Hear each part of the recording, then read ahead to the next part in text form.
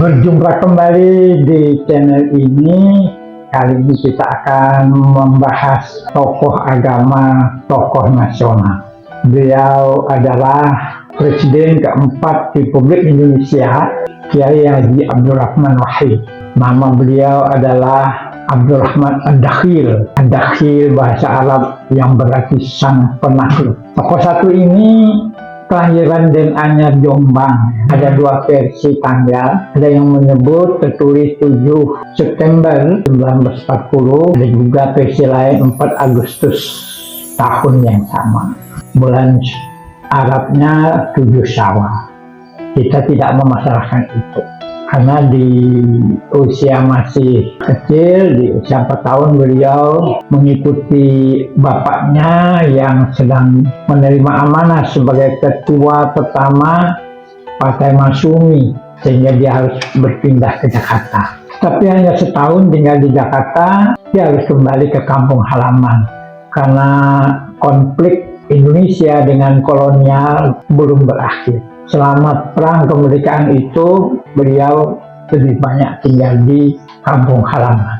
Kemudian beliau meneruskan studi beliau di banyak tempat, di beberapa sekolah. Tepat pada tahun 63, beliau mendapat tugas belajar ke Al-Azhar Mesir.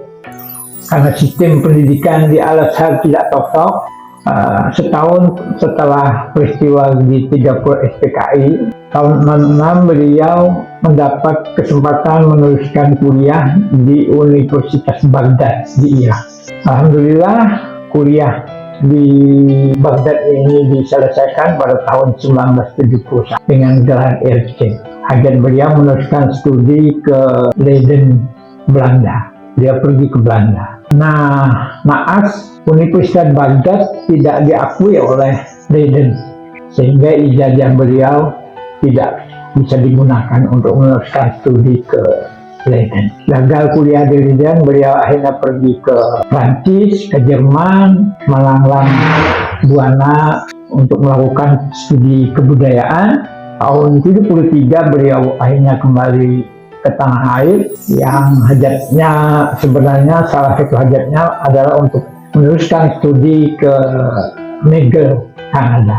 Tapi di tanah air beliau punya kesibukan yang luar biasa sebagai anak muda yang potensial. Sejak itu beliau banyak berkiprah kegiatan sosial, bergabung EP3ES, mendirikan P3M, 2 NGO terkemuka waktu itu. Dan beliau juga terkenal sebagai kolumnis yang sangat digandrungi banyak orang di berbagai media. Tahun-tahun 70-an itu luar biasa. Bahkan pada pemilu 77 beliau ikut serta sebagai jurkam Partai Persatuan Pembangunan. Yang kita tahu bahwa pada pemilu 77 itu P3 bisa mengalahkan Golkar di 3 provinsi, masing-masing Kalimantan Selatan, Jakarta, dan Aceh. Karena pada tahun 77 itu tokoh-tokoh muslim kompak, baik yang berlatar belakang tradisionalis atau yang modern. Saya pribadi mengenal beliau secara fisik setelah bertahun-tahun mengenal namanya melalui koran, persisnya tahun 1979. Usia saya waktu itu 21 tahun, kuliah sudah tingkat kandidat. Nah, saya ketemu beliau bersama teman-teman PMII Poros Lapiak ya di Yogyakarta. Beliau sedang berada di Jogja dalam rangka seminar di kampus biru Universitas Gadjah Mada.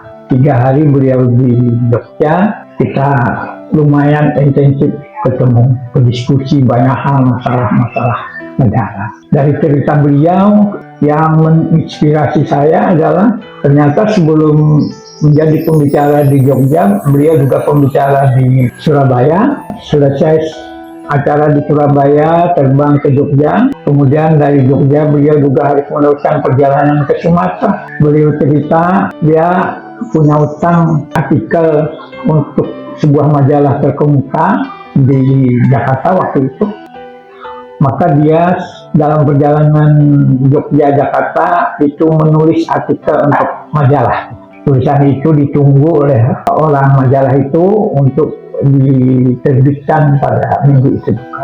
Sedang beliau, Gus Dur, meneruskan perjalanan ke Sumatera. Begitulah roda kehidupan beliau, sangat produktif, berkarya untuk bangsa. Dalam perjalanan kita tahu Gus Dur secara euforia disambut gembira menjadi Ketua Umum PBNU pada Muktamar yang ke-27 di Situbondo tahun 1984. Saya sendiri pada waktu itu sedang menyelesaikan kuliah untuk selanjutnya berkarir sebagai dosen di sebuah perguruan tinggi negeri.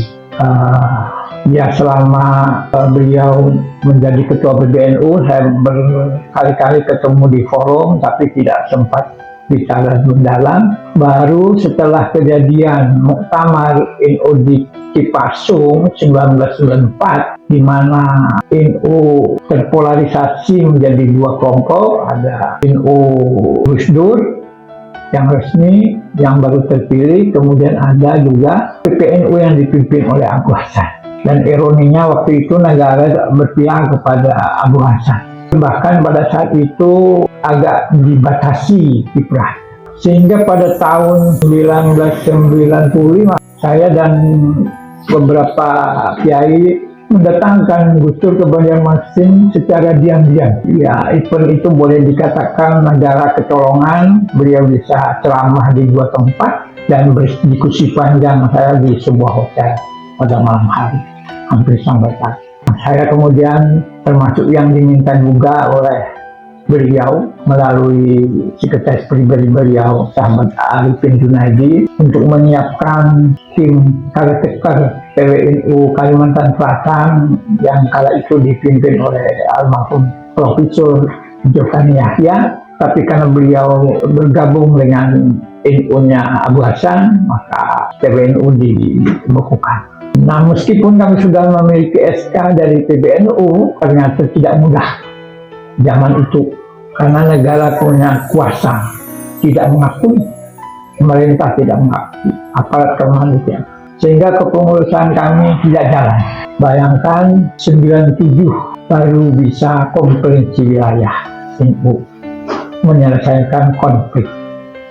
Di saat itu Gus Dur juga sudah mendapatkan tempat yang sudah lebih bagus, berhubungan baik dengan salah satu anak presiden, Ibu Tutut. Waktu itu Ibu Tutut bersama Gus Dur sering melakukan perjalanan. Nah, itu beberapa sejarah panjang saya dengan almarhum, wafat 30 Desember tahun 2009. Ini berarti haul yang ke-15. Yang sejak minggu kemarin saya sudah ke Jombang, cukup meriah para pengunjung di makam. Alhamdulillah kemarin saya menghadiri pertemuan forum penyelamat organisasi Nahdlatul Ulama di Surabaya, kemudian dilanjutkan ke Jombang. Kita juga ziarah kepada para muassis Kiai Hasyim Asy'ari, Dewa Pasdullah, Kiai Bisri Saksuri, dan beberapa ulama-ulama sepuh, ulama terkemuka di Jawa Timur juga merasakan keprihatinan terhadap situasi NU. Beliau berdoa untuk jalan kebajikan. Mudah-mudahan generasi kita bisa meneruskan hajat ini. Dan ini juga sesuai dengan beberapa pesan yang bisa saya review. Pertama, Gus Dur selalu bilang jangan pernah berhenti untuk membela kebenaran. Yang kedua, Gus Dur berpesan untuk selalu nyambung dengan akar rumput masyarakat umat. Jadi kalau kita jadi pemimpin NU, jangan menjadi elitis yang hanya bergabung di atas angin. Hadirlah ke masyarakat. Kalau mereka datang, terimalah dengan baik. Gus Dur biasanya tidak sekedar menerima, bahkan mengasih oleh-oleh untuk orang-orang yang menghadap beliau. Kemudian beliau juga berpesan kepada kami anak muda untuk selalu berkembang, karena dengan berkembang itulah kita bisa menjadi maju dalam rangka kemajuan umat dan kemajuan bangsa. Haul Gus Dur ke-15 ini bisa jadi kilas balik untuk kita semua meresapi kekeliruan kesalahan kita untuk berpikir maju di masa yang akan datang. Mudah-mudahan kita mendapatkan keridhaan dari Allah Subhanahu wa Ta'ala. Amin.